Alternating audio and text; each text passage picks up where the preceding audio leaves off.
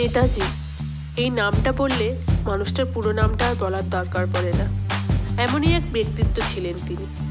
জাতীয় কংগ্রেস যোগদান করার আগে তিনি দেশবন্ধু চিত্তরঞ্জন দাসকে এক চিঠিতে লিখছেন, দেশের অবস্থা সম্পর্কে আপনি সবচেয়ে ভালো জানেন।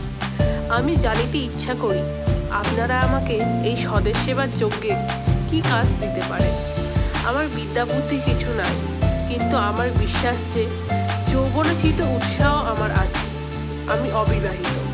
লেখাপড়ার মধ্যে ওই ফিলোসফিটা একটু বেশি পড়েছি, আর সিভিল সার্ভিস পরীক্ষার কৃপায় সর্বাঙ্গীন শিক্ষাও খানিকটা হয়েছে। আমি বিশ্বাস করি যে আমি নিজে যদি এই কাজে নামিতে পারি, তাহা হইলে এখনকার দু একজন বাঙালি বন্ধুকেও আমি এই কাজে টানিতে পারিব। कदम कदम बढ़ाए जा, खुशी के गीत गाए जा, ये जिंदगी है कौम की, तो कौम पे लुटाए जा।